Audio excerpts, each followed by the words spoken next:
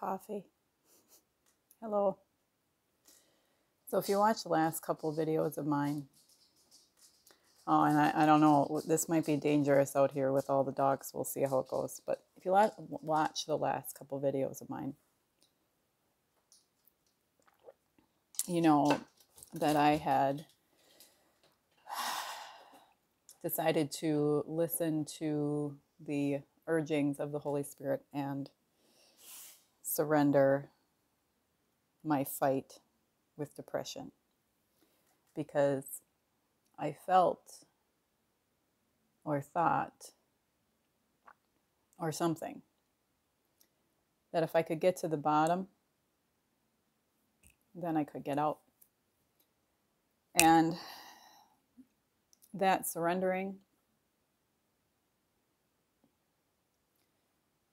I can't say I wasn't able to. I wasn't willing to do it for more than one day at a time, because getting to the bottom is a little bit scary. And not just scary for me. I was concerned it would be scary for my family to see it, even though I had warned them that this was what I was going to do, and this is what I thought I felt led to do. But in the days that I did do it, I kind of started to see the bottom. And what I thought would be at the bottom is, and I've talked about her before, and it's me, but I thought it would be this little girl that's looking, crying for someone to love her, feels unappreciated, is abandoned, is a little mad, has tight fists, but she's really sad and brokenhearted. That's not the bottom. She's right here, She's kind of, that part of me is kind of now at the surface a lot. And what I found at the bottom, I didn't like very much, because I'm realizing the things I found at the bottom are the things that I run away from,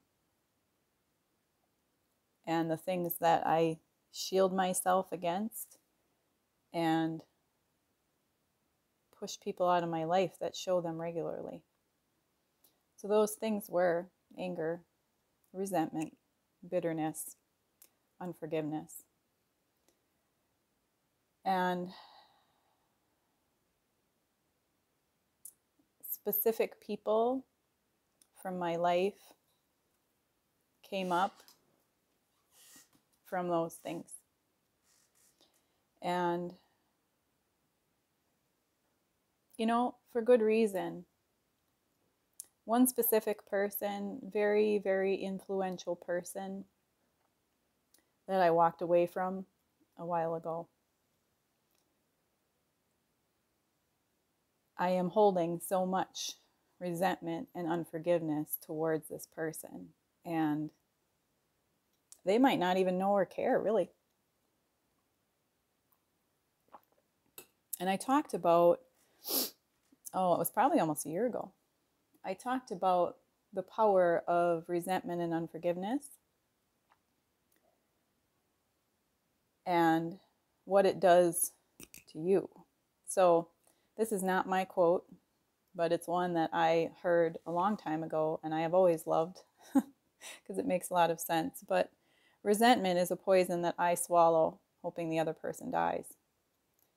And that's exactly what it is, because continuing to live with this unforgiveness for someone who helps shape some of the things that are difficult with me and hurt me in a lot of ways, maybe unintentionally, perhaps intentionally, depending on the situation. Those things have caused me to harbor this resentment and unforgiveness, and I just continually, every time this person comes into my mind, I continue to swallow that poison. And it's way down there. It's way down there. You know, I can talk on a surface level about what that relationship was like and try to find a few things that have caused me to have bad coping skills because of it, and have caused me to put up walls to other people that didn't commit these things because of what happened, you know. And giving forgiveness to this person, in this case, saying, I forgive you, or I forgive them, which is what I did this morning in my prayer time. I might have to do it a bunch of times, every time it comes up, you know. And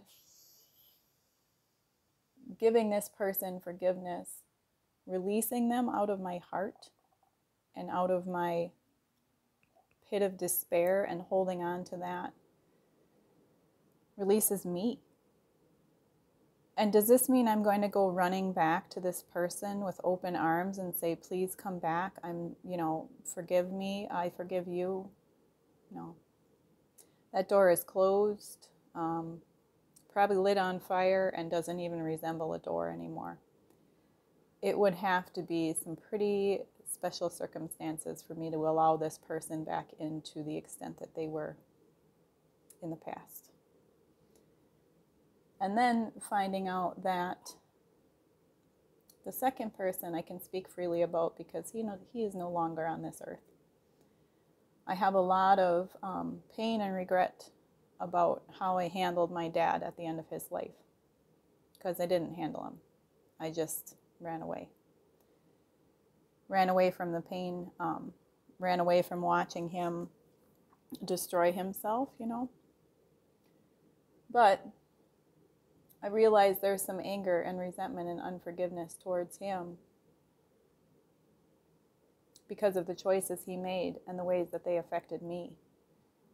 And I got to release him too, because am I going to continue to swallow a poison with unforgiveness for a person that isn't even on the side of heaven anymore? You know, it's time to just let that go. And I can't say that that's going to be a quick process. I don't think it's going to be a quick process. I wish it was. I wish it was. And I know sometimes it can be, you know. And especially the first person I was talking about, that is a really difficult forgiveness. Really difficult. And, ooh.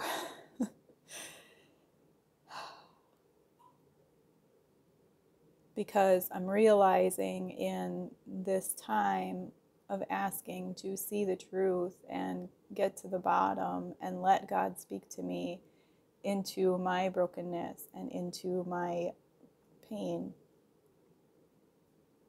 that a lot of the things that I do and a lot of the things that I don't do and the ways that I relate with people and the ways that I push people away are a result of things that I was taught from this person. That's a hard road to forgiveness.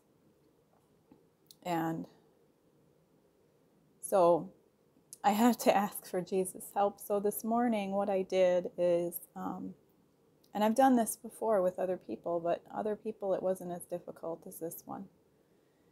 And what I did this morning is I said, Jesus, I just put this person before you. I put all of my bitterness, resentment, anger, and unforgiveness towards this person that I actually love very, very much, but cannot love in the way that I want to.